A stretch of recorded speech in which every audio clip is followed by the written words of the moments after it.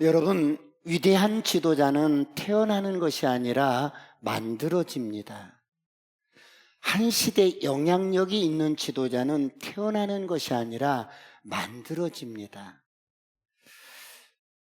하나님께서는 한 시대에 쓰실 만한 사람 하나를 발견하면 가슴이 뜁니다. 그래서 하나님은 지금도 다윗 같은 사람을 그리워합니다. 왜 그렇습니까? 다윗은 하나님을 경외하는 사람이었어요.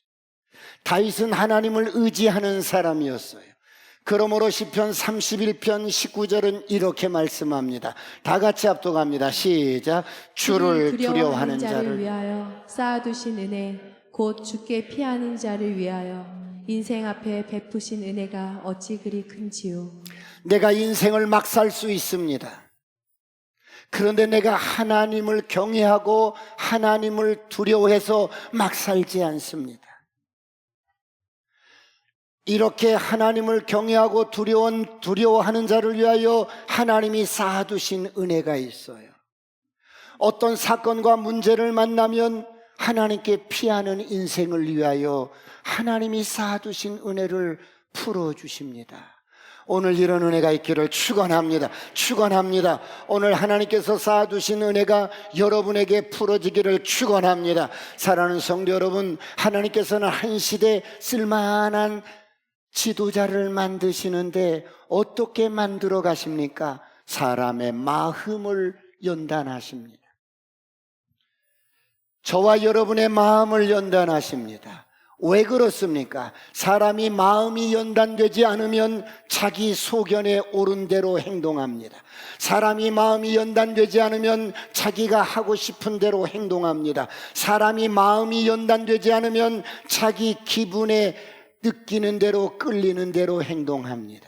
그러므로 잠언 4장 23절은 이렇게 말씀합니다. 다 같이 합독합니다. 시작. 모든 지킬 만한 것 중에 더욱 내 마음을 지키라. 생명의 근원이 이에서 남이니라. 모든 지킬 만한 것 중에 그래 우리가 건강도 지키고 가정도 지키고 다 지킬 만한 것 중에 다 지키되 더욱 내 마음을 지켜라. 너의 마음을 지켜라. 너의 마음을 지켜라. 할렐루야. 마음을 지키시길 축원합니다. 여러분, 사람이 기도는 많이 하는데 나중에 보면 자기가 하고 싶은 대로 하는 거예요. 하나님의 뜻에 순종하는 것이 아니라 자기 기분대로 행하는 거예요. 그래서 인간이 불행한 것입니다. 여러분, 자기 뜻대로 살았던 사울이 죽었습니다. 자기 왕국을 세웠던 사울이 죽었습니다. 그런데 다윗이 어떻게 합니까? 하나님께 묻습니다. 그러자 하나님은 다윗에게 뭐라고 말씀합니까? 헤브론으로 가라고 합니다. 여러분, 다윗이 이런 하나님의 말씀에 순종합니다. 무엇을 말씀합니까? 여러분, 다윗이 이제 사울이 죽어서 이제 돌아가야 되는데 어디로 가야 할까 하나님께 묻습니다. 그러자 어때요? 하나님이 헤브론으로 가라고 합니다. 아니, 헤브론 말고 내 고향으로 가고 싶어. 울릉도 말고 난 다른 데 가고 싶어. 그런데 그게 아니라 하나님이 말씀하시는 대로 다윗이 순종합니다. 여러분, 이것이 신앙인의 태도예요. 여러분, 이것이 광야에서 그동안 훈련받았던 다윗의 태도입니다. 다윗은 광야에서 10년 동안 무엇을 배웁니까? 기다림을 배웁니다. 하나님의 뜻을 기다립니다. 하나님의 때를 기다립니다. 하나님의 말씀을 기다립니다. 인생을 기다립니다. 지금 다윗은 시글락에 있어요. 블레셋 지역에 시글락에 있어요. 다윗을 추적하던 사울 왕이 죽었습니다. 왕의 자리가 지금 공석입니다. 정부는 무정부 상태입니다. 그런데 다윗이 어떻게 합니까? 하나님의 음성을 기다립니다. 하나님의 말씀을 기다립니다. 광야에 던져진 다윗이 10년 동안 훈련받은 성품이 뭡니까? 수년 동안 고난 가운데 훈련받은 성품의 열매가 뭐예요?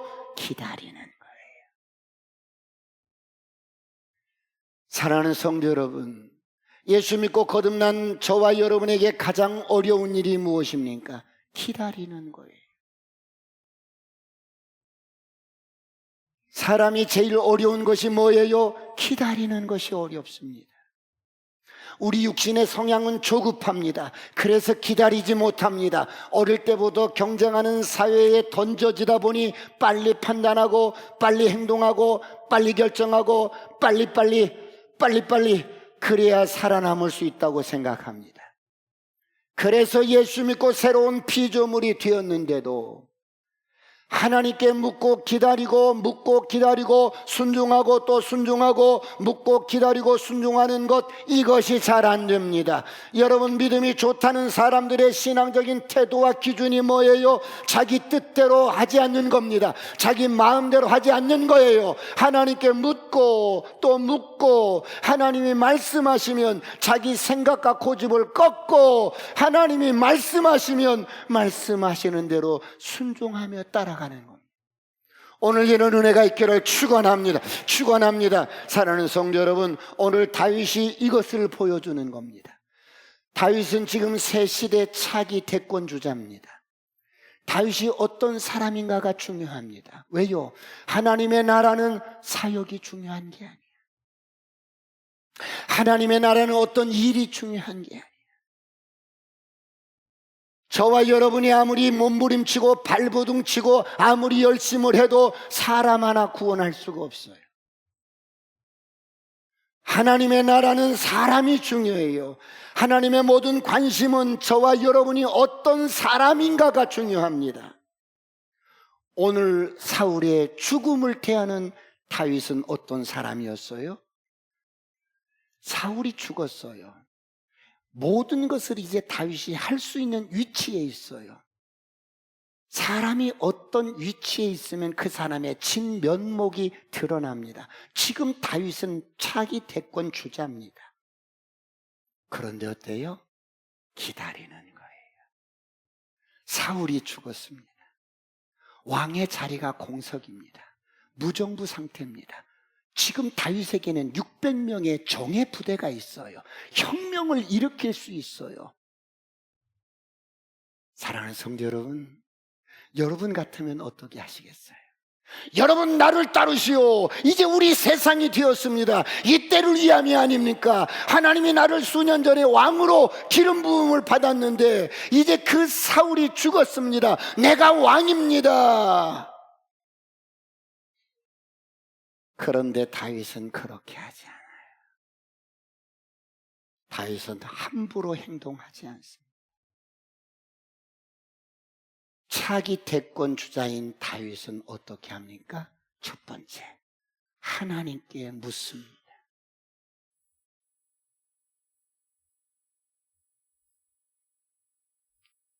오늘 본문 1절을 보시겠습니다. 1절 다 같이 시작. 그 후에 다윗이 여호와께 여쭈어 아뢰되 내가 유다 한 성읍으로 올라가리이까? 여호와께서 이르시되 올라가라. 다윗이 아뢰되 어디로 가리이까? 이르시되 헤브론으로 갔지언냐. 여러분, 지금 저와 여러분이 믿음을 가지고 하나님께 물으면 하나님은 반드시 응답을 하셔요. 말씀을 하셔요. 지금 시글락에 있던 다윗이 하나님께 물어요. 하나님, 제가 유다 한 성읍으로 올라가리까? 그러자 하나님이 올라가라 그럽니다. 그런데 다윗이 또 묻습니다. 어디로 가야 합니까? 헤브론으로 갈지니라. 저는 베들레헴으로 가고 싶은데요. 저는 예루살렘으로 가고 싶은데. 울릉도로 갈지니라. 아니, 저는 거기 말고 다른 데 가고 싶은데요.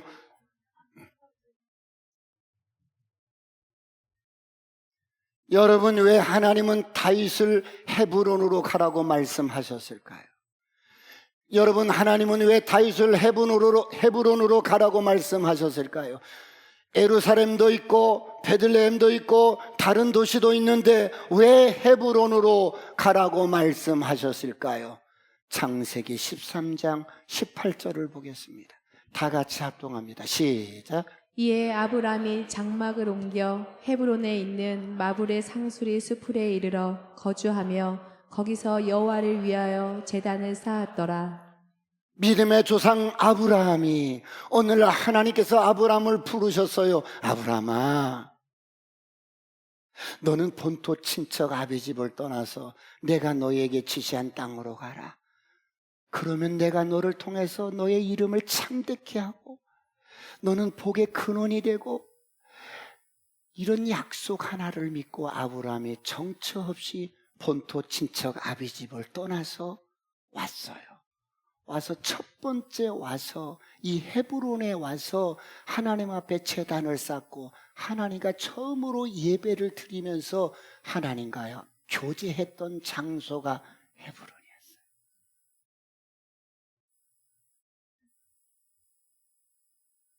그래서 헤브론에 아브라함의 묘지가 있고 사라의 묘지가 있고, 여러분 그런가 하면 이삭의 묘지가 있고 리브가의 묘지가 있고 야곱의 묘지가 있고, 헤브론은 그래서 이스라엘 모든 백성들에게 정서적인 고향과 같은 곳입니다.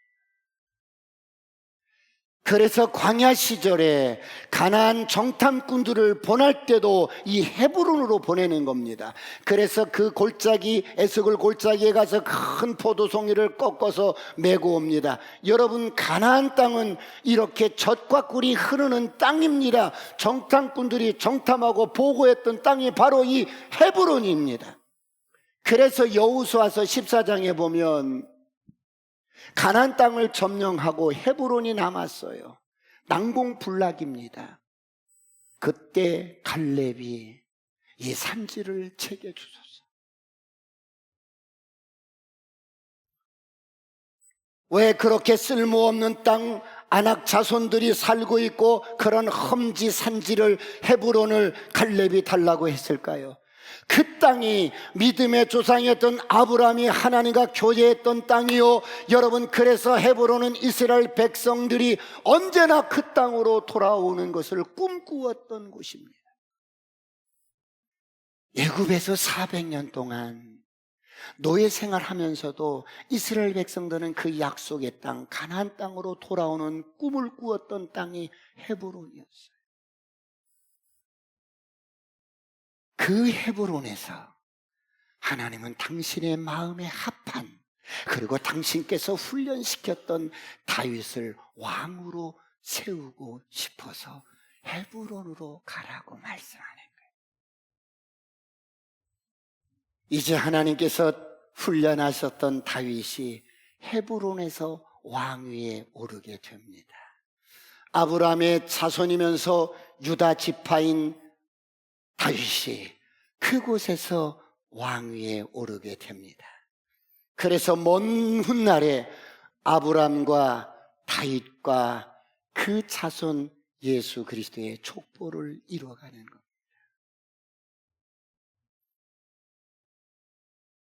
그런데 여러분, 다윗을 보십시오. 사무엘상 2장, 사무엘하 2장 2절 3절 다 같이 봅니다. 오늘 본문 2절 3절 시작. 다윗이 그의 두 아내 이스라엘 여인 아히노암과 갈멜 사람 나발의 아내였던 아비가일을 데리고 그리로 올라갈 때에 또 자기와 함께 한 추종자들과 그들의 가족들을 다윗이 다 데리고 올라가서 헤브론 각 성읍에 살게 하니라. 여러분, 하나님께서 헤브론으로 가라 그럴 때 헤브론으로 가면 되는데 다윗 보세요. 어떻게 합니까? 가족들을 챙깁니다. 식솔들을 챙깁니다. 가족들과 그 추종자들의 그 식솔까지도 다 챙깁니다. 여러분, 이것이 올바른 왕이 되기 위한 전제 조건입니다. 우리는 올바른 왕이 되려면 먼저 힘을 기르고 명분을 쌓고 스펙이 있고, 그래야만 올바른 지도자가 되는 줄 알지만 아니요. 가족을 먼저 돌보는 거예요. 가족부터 챙기는 거예요. 그런데 사람들은 오늘날에도 거창한 명분에 집착을 합니다. 그러나 성경은 가족을 잘 돌볼 것을 말씀합니다. 그래서 다윗은 언제나 두 아내를 챙깁니다. 그리고 그 추종자들의 식솔들을 다 챙겨서 움직입니다. 그런데 여러분, 사울을 보십시오. 사울은 한 번도 가족을 챙기거나 가족을 돌보거나 가족을 데리고 움직이지 않습니다. 사울은 항상 자기밖에 몰라. 나밖에 몰라. 우리 집에 있는 우리 남편과 똑같아. 나밖에 몰라. 나밖에 몰라. 여러분, 놀라지 마세요. 우리 5월 달에 바자회 했었잖아요. 그렇죠? 바자회를 2주에 걸쳐서 했어요. 첫 번째 바자회 할 때 얼마나 사람들이 많이 왔는가, 인산인해를 이뤄서. 그래서 물품들이 다 이렇게 많이 나갔어요. 그런데 우리 부목사님이 나와서 강구해서, 여러분 집에서 안 쓰는 물건, 또 이렇게 구매를 했지만 뜯지 않은 물건, 쿠팡에 주문을 했는데 안 쓰는 물건들, 아무튼 이런 물건들, 쓸모없는 물건들 좀 가지고 오세요. 좀 바자회에 가지고 오세요. 그랬더니 말이에요, 그 2번째 주에는 우리 권사님들이 남편들을 손잡고 나왔어. 왜? 집에서 남편들이 쓸모가 없대. 그래서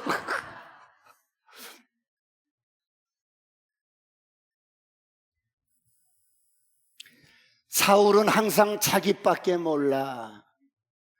언제나 자기 욕망이 우선이고, 자기 뜻이 우선이고, 자기 감정이 우선이고, 자기 왕국을 세우는 데 우선입니다.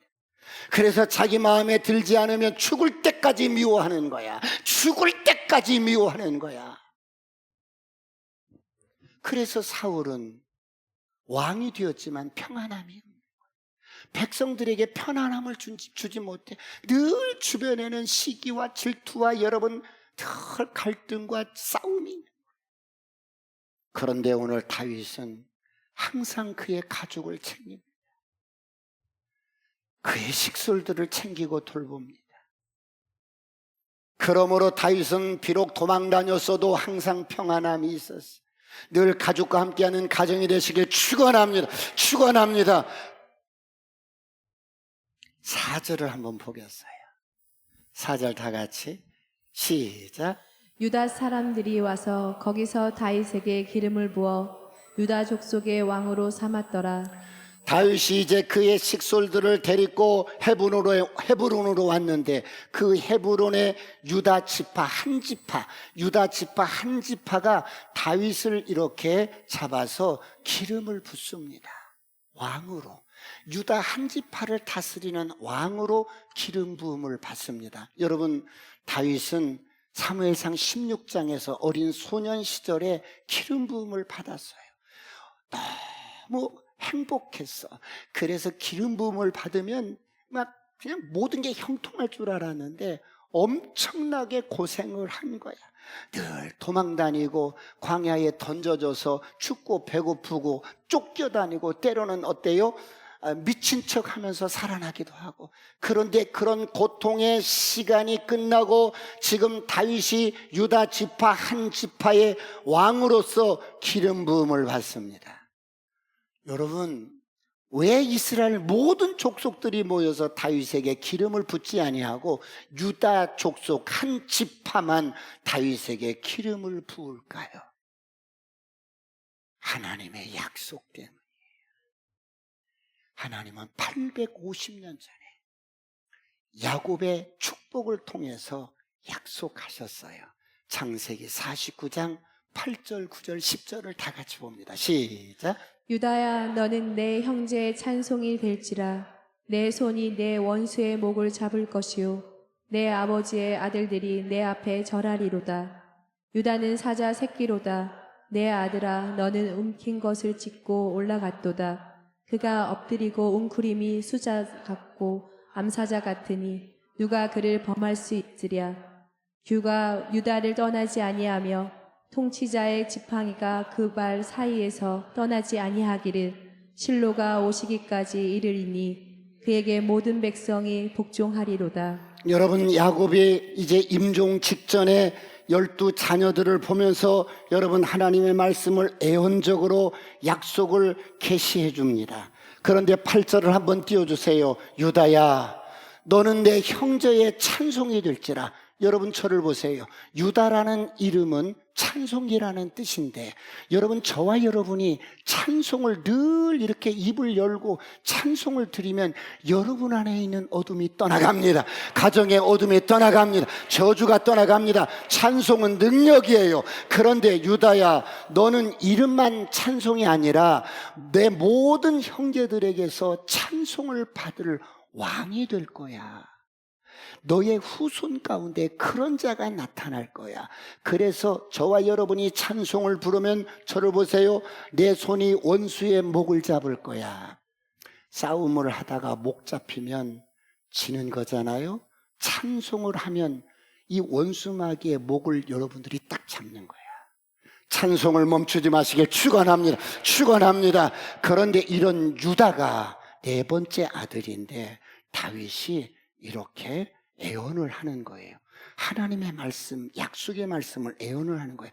너는 사자 새끼처럼 담대할 거야. 10절을 보겠습니다. 규가 뭐예요? 왕 옆에 이렇게 홀을 들고 부채와 같은 홀, 이 여러분 이런 규라고 그래요. 왕의 지팡이가 너를 떠나지 않을 거야.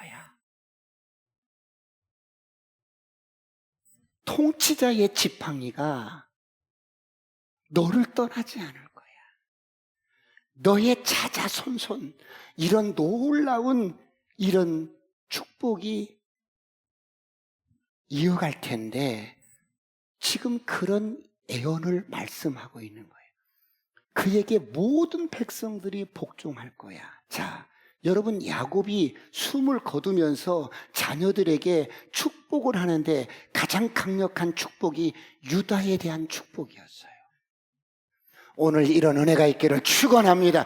여러분, 이 야곱의 축복이 850년 만에 이루어지는 거예요. 여러분, 놀랍지 않습니까?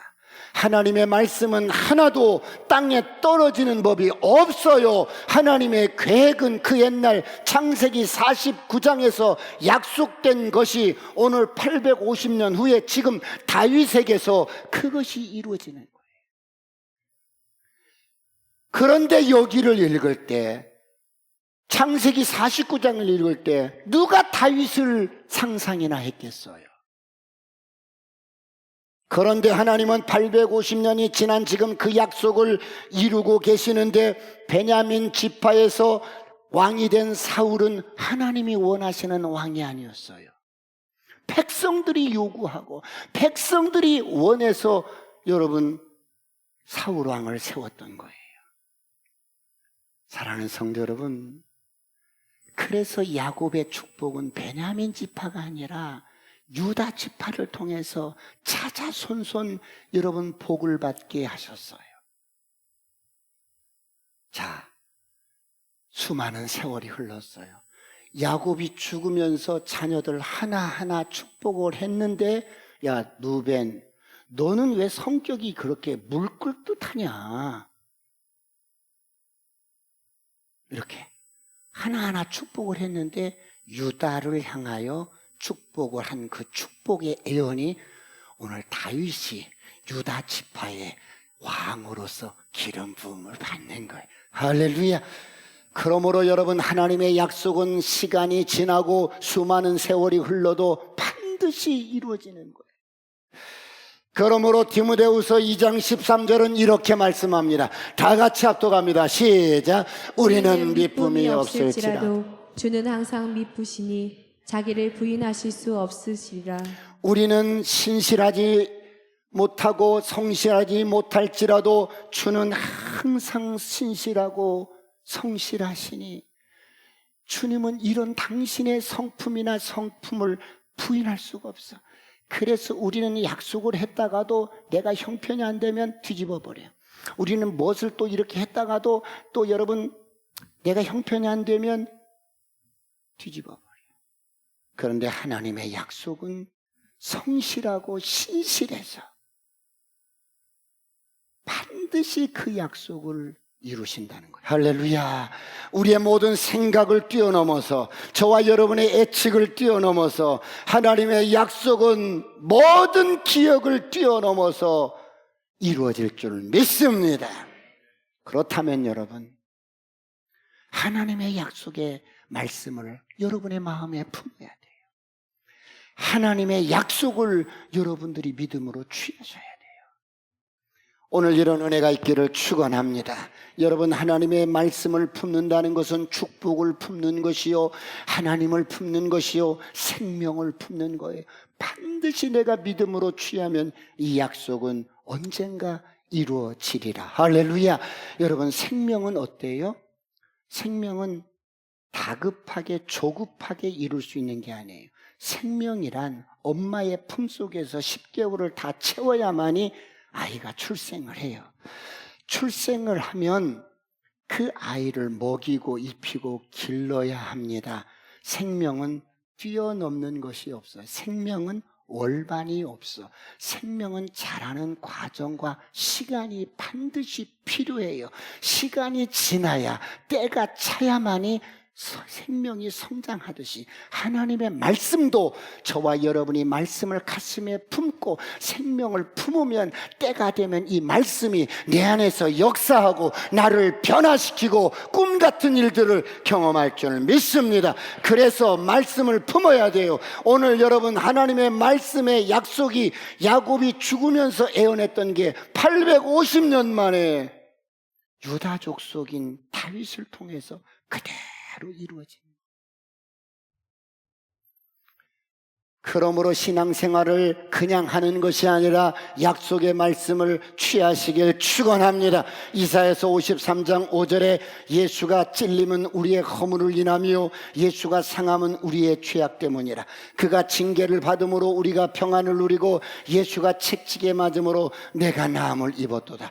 이 말씀을 여러분들이 가슴에 품고 주야로 묵상하고 때로는 선포하고, 그러면 여러분 안에 있는 모든 영적인 질병, 정신적인 질병, 육체적인 질병이 떠나갈지어다, 떠나갈지어다, 그대로 이루어질지어다. 자, 이 차기 태권주자인 다윗이 유다의 왕이 됐어요. 한 지파의 왕이. 그런데 다윗이 왕이 되어서 이제 무슨 일을 할까요? 두 번째, 보복을 하는 게 아니라 화합을 도모합니다. 여러분, 사람이 힘을 얻게 되면, 그래, 내가 지금 힘이 없어 그러지, 내가 힘이 있고 내가 돈 품게나 있으면 내가 가만히 두지 않겠어. 네가 나를 무시해? 네가 나를 짓밟아? 내가 가만히 안 두겠어. 사람들이 이래요, 일반적으로. 권력을 쥐면, 내게 힘이 주어지면 이런저런 정보들이 막 귀에 들어와요. 그런데 정보 가운데 쓸모없는 정보도 있지만, 여러분, 마음을 막 흔드는 정보도 있어. 사람과 사람 사이를 막 이간시키고 분열시키는 그런 정보도 있고, 차라리 모르면 좋았을 정보도 많아요. 지금 다윗이 유다의 왕이 되었어요. 그러자 어떤 사람이 와서 다윗에게 귓속말로 속삭입니다. 4절을 보겠습니다. 4절 다 같이 4절 시작. 유다 사람들이 와서 거기서 다윗에게 기름을 부어 유다 족속의 왕으로 삼았더라. 어떤 사람이 다윗에게 말하여 이르되 사울을 장사한 사람은 길르한 야베스 사람들이니이다 하매, 다윗이 유다 지파의 왕이 되었는데 이제 어때요? 어떤 사람이 와서 다윗, 사울을 장사한 사람은 길르앗 야베스 사람이에요. 여러분, 이 말을 전해준 사람의 의도가 뭐예요? 다윗, 당신의 원수인 사울을 후하게 잘 장사 지낸 사람들이 있어요. 그 사람들이 바로 길르앗 야베스 사람들이에요. 무슨 동기로 이런 말을 하는 거예요? 다윗, 당신이 이제 왕이 되었으니까 당신을 죽이려고 추적했던 사울과 그 측근들을 제거해야 돼요. 원수를 갚아야 된다고요.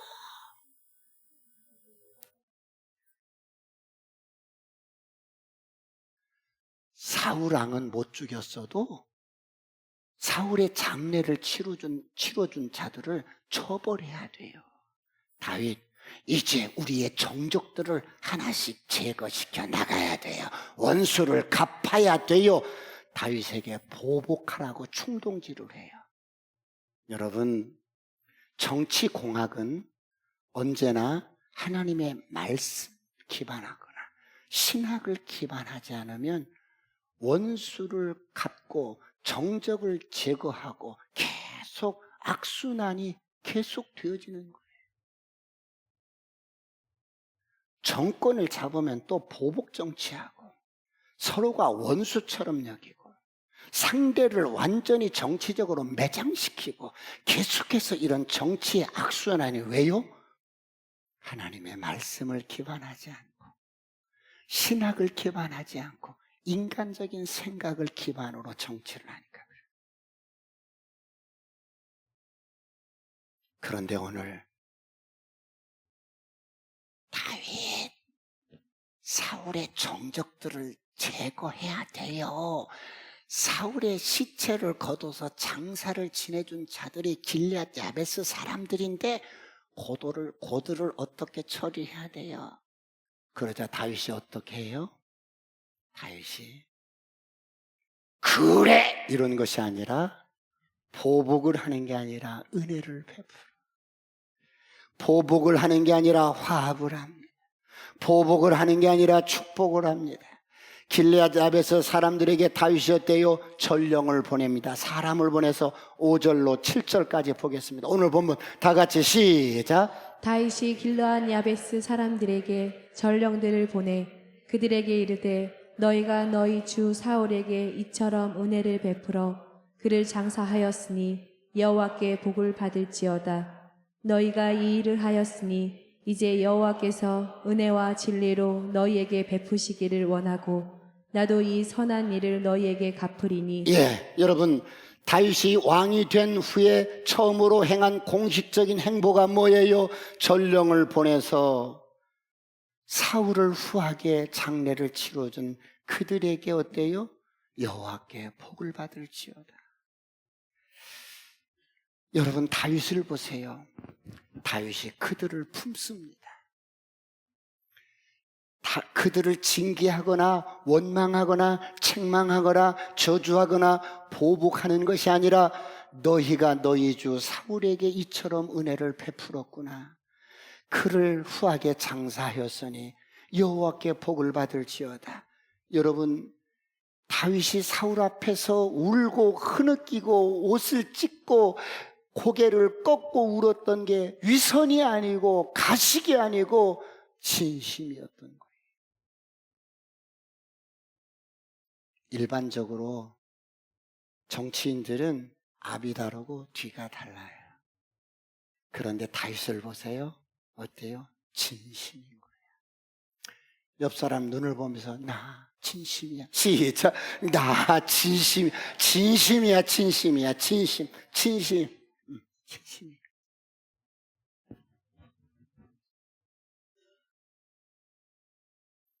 6절을 다시 한번 보겠습니다. 6절 시작. 너희가 이 일을 하였으니 이제 여호와께서 은혜와 진리로 너희에게 베푸시기를 원하고 나도 이 선한 일을 너희에게 갚으리니. 다윗이 그렇게 착한 일을 했어? 그렇게 선한 일을 했어? 하나님께서 너희들에게 복 주시기를 원하노라 이렇게 하고 끝난 게 아니라 나도 선한 일을 한 너희들에게 내가 복을 주마.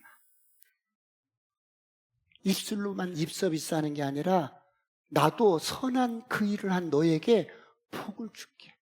뭘로 갚아줄까?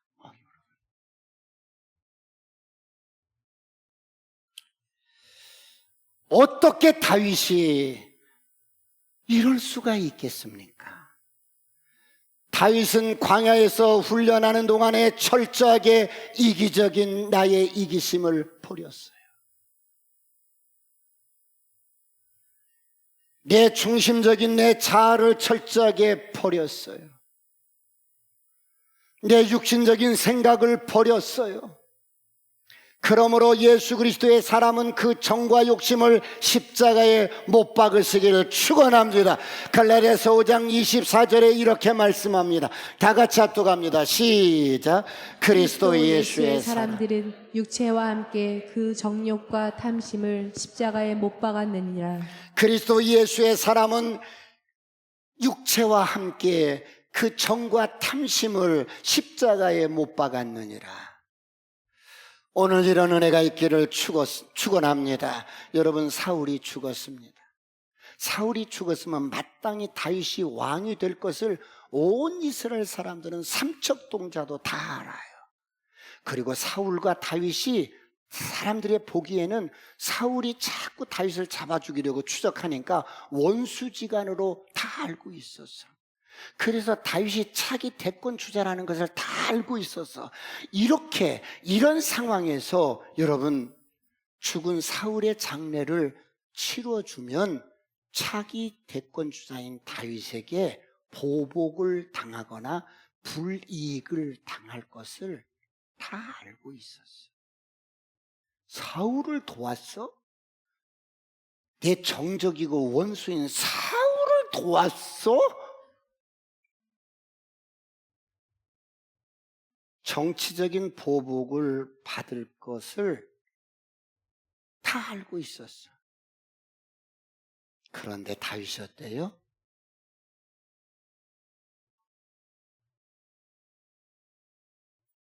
축복을 해줍니다.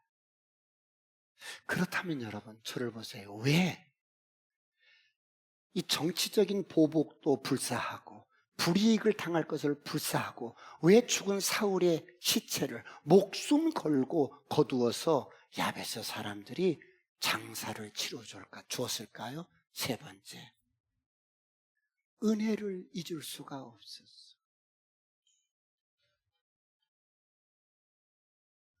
세 번째, 은혜를 잊을 수가 없었어.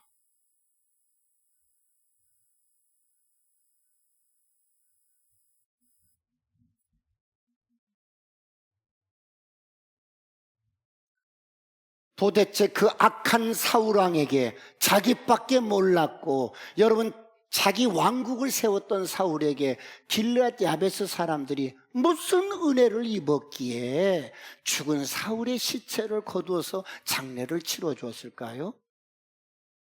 사무엘상 12장 1절 한 절만 보겠습니다. 다 같이 합독할까요? 시작. 암몬 사람 나하스가 올라와서 길르앗 야베스에 맞서 진침해 야베스 모든 사람들이 나하스에게 이르되 우리와 언약하자. 그리하면 우리가 너를 섬기리라 하니. 한 40년 전쯤 우리 마을에 암몬 사람 나하스가 침략을 했었어. 그런데 우리가 힘이 없었어. 싸울 힘이 없었어. 그래서 나하스에게 우리가 당신의 종이 되겠습니다. 그리고 때마다 절기마다 조공을 바치겠으니 우리와 언약을 맺읍시다. 화친 언약을 맺읍시다. 그랬더니 나하스가 뭐? 종이 되겠다고? 언약을 맺자고? 뭐 조공을 바치겠다고? 야, 장난해? 우리와 화친을 맺으려면 너희들 다 오른쪽 눈을 빼. 됐어? 오른쪽 눈을 빼서 나에게 바치면 너희들 남자들은 다 오른쪽 눈을 빼는 거야. 너희 마을 전체가 말이야. 그러면 그때 생각 한번 해볼게. 이렇게 나오는 거야. 여러분, 이렇게 나오는 거야. 오른쪽 눈을 다 빼야만이 살려주겠다는 거예요. 이거 어떻게 해요? 그래서 이 길르앗 야베스 사람들이 이스라엘 각 지파에게 이 소식을 알리면서 그때 사울이 기름을 붓고 왕이 뭔지도 모른 채 기름을 붓고 왕의 역할이 뭔지도 모른 채 지금 소를 몰고 밭을 갈다가 이 소식을 들은 거야. 그러다 성령께서 여러분 그냥 감동을 해서 뭐야? 사람들을 모집해서 이때 길앗 야베스 사람들을 암몬 사람 나하스로부터 구해주는 거예요. 사울의 일생 가운데 착한 일을 처음으로 한 번 한 거야. 이때 한 번, 이때 한 거야. 이때 한 번. 이 은혜를 이들은 잊지를 않았던 거예요. 이 은혜를 이 길앗 야베스 사람들은 잊지를 않고 살았던 거예요.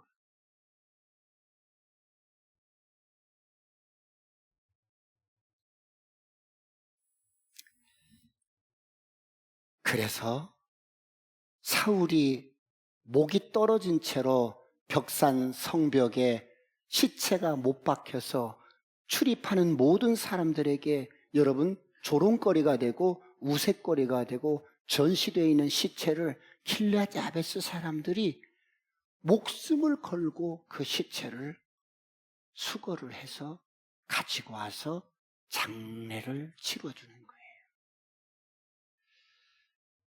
여러분,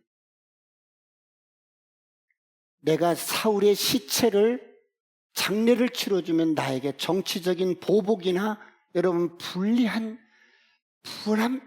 불이익을 당할 것을 알면서도 이들은 그 한 번 40년 전에 입었던 은혜를 잊지 못해서 그 은혜를 갚기 위해서 목숨을 걸고 사울의 시체를 거두는 거예요. 사랑하는 성도 여러분, 오늘 여러분 어떠세요? 우리는 너무 은혜를 쉽게 망각하고 살아요. 부모에 대한 은혜도 그렇고 하나님에 대한 은혜도 그렇고 몰라. 지금 다 그렇게 자식들을 그렇게 사랑하고 애지중지 키우지 않는 사람은 어디 있어요? 다 그렇게 키워요. 부모의 은혜는 무슨 은혜예요? 아주 이렇게.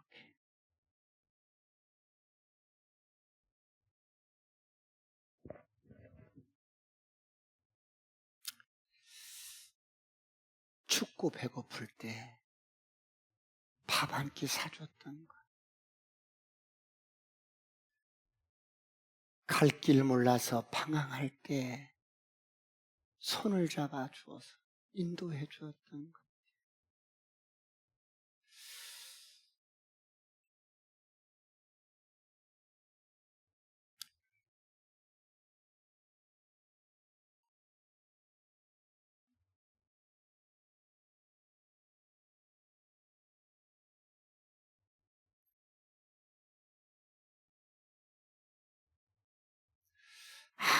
아무리 몸부림쳐도 도대체 이 환경에서, 이 상황에서 벗어날 수가 없는, 내 힘과 능력으로는 어떻게 할 수 없는 그런 상황 속에서 누군가가 도와줬으면 좋겠는데, 누군가가 내 손을 좀 잡아줬으면 좋겠는데,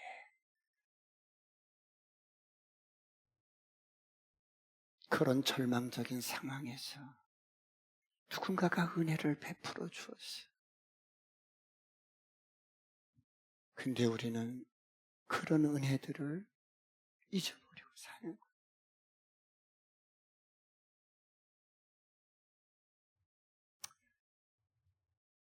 저는 지금도 우리 성도님들 집 장만해서 이렇게 이사신방 가면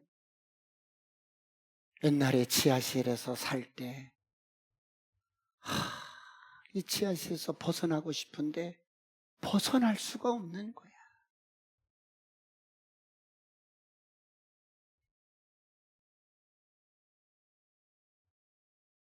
그런데 어느 날 하나님께 이런 기도를 해서 하나님 애들을 지하실에서 키우고 아내는 너무 가로에서 쓰러져서 그럴 때 하나님 내년 여름 오기 전에 방 한 칸만 주세요. 지상에 방 한 칸 말이에요.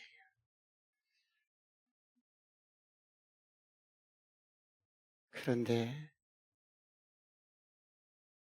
하나님이 이렇게 6월 둘째 주가 되었는데 친구 하나가 봉투 하나를 들고 찾아와서 손에 쥐어주는 거야.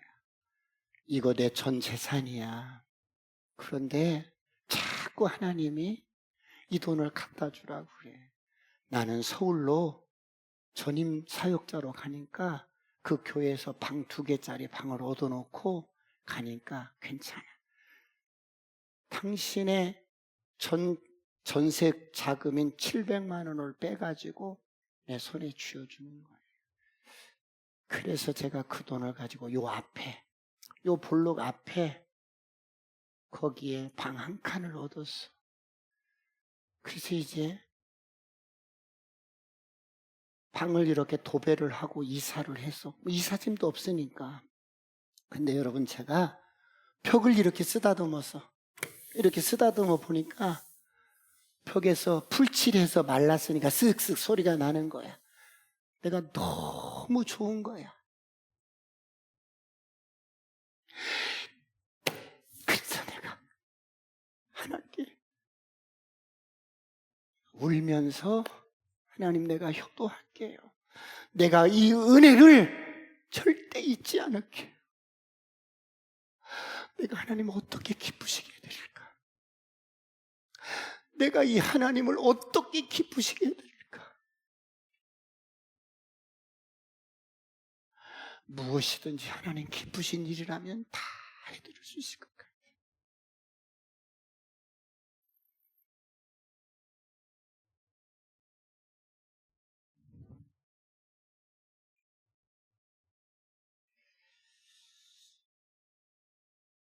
오늘 6절을 다시 한번 보겠습니다. 우리는 내가 알지 못한 사이에도 부어주시고 쌓아두신 은혜를 부어주시는 이 하나님의 은혜를 잊어서는 안 돼요. 잊지 마시길 축원합니다. 축원합니다. 6절을 다시 한번 보고 말씀을 마무리하겠습니다. 6절 시작. 너희가 이 일을 하였으니 이제 여호와께서 은혜와 진리로 너희에게 베푸시기를 원하고 나도 이 선한 일을 너희에게 갚으리니. 너희가 이 일을 행했으니 여호와께서 은혜와 진리로 너희를 축복하기를 원하고 나도 이 선한 일을 너희에게 갚을 거야. 여기서 은혜라는 말은 헤세드, 히브리 말로 헤세드라는 말인데요. 이 은혜는 언약의 은혜예요. 언약의 은혜, 하나님의 언약은 신실해. 반드시 내가 너를 축복할게. 반드시 내가 너를 구원할게. 반드시 내가 너를 복주고 복주게. 이런 언약을 이루시는 하나님의 은혜를 헤세드라고 해요. 여러분, 하나님은 반드시 약속하신 것을 책임지셔요. 할렐루야. 그 아들 예수를 이 땅에 보내셔서 십자가에서 당신의 약속을, 우리를 위한 모든 축복을 다 이루셨어. 내가 죽어야 할 그 자리에 주님이 대신 죽으시고, 내가 받아야 할 심판의 그 자리에 주님이 대신 심판을 받으시고, 주님이 우리를 향한 축복을 약속하셨어. 이걸 헤세드라고 그래.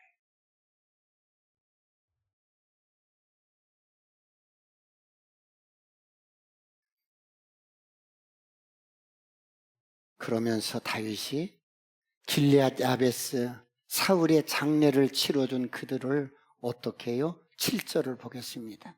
7절 다 같이 시작. 이제 너희는 손을 강하게 하고 담대히 할지어다. 너희 주 사울이 죽었고 또 유다 족속이 내게 기름을 부어 그들의 왕으로 삼았음이니라 하니라. 다윗이 어떻게 해요? 이들을 끌어안는 거예요. 정적으로 여기는 것이 아니라, 제거할 대상으로 여기는 것이 아니라 끌어안는 거야. 여러분, 이 본문을 보면서 저를 보세요. 정치 공학은 반드시 하나님의 말씀을 기반으로 하든지 신학을 기반으로 해야 돼요. 다윗을 보세요. 하나님의 마음으로 사울 편에 있는 길앗 야베스 사람들을 끌어안는 거예요. 이런 다윗의 모습은 먼 훗날에 이 땅에 오셔서 저와 여러분의 연약함을 끌어안고 우리의 모든 죄와 허물을 끌어안고 용서하시기 위해서 십자가에서 피 흘려 돌아가신 예수 그리스도의 모습인 것입니다. 사랑하는 성도 여러분, 우리는 평생 갚아도 갚을 수 없는 이런 은혜를 입은 자인데 오늘 혹시라도 아내가 연약합니까? 자식이 연약합니까? 남편이 연약합니까? 도대체 마음에 안 들어서 못 살요. 혹시 그런 분이 계셔요? 여러분 끌어안으세요. 주님이 저와 여러분을 끌어안으시고 뭐라고 말씀하시는 줄 아세요? 괜찮아. 유선아, 괜찮아. 소영아, 괜찮아. 괜찮아. 괜찮아. 다시 할 수 있어. 괜찮아. 넌 할 수 있어. 넌 할 수 있어. 괜찮아. 이런 아버지가 있어서 우리는 또 실수하고 또 넘어져도 괜찮아. 툭툭 털고 일어서서 주님과 함께 동행하시길 축원합니다. 기도하시겠습니다.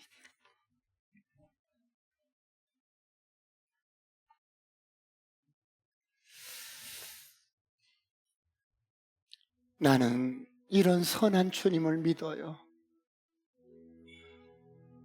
세상이 나를 속이고 때로는 사람이 나를 아프게 하고 속여도 나는 이런 선한 주님을 믿습니다.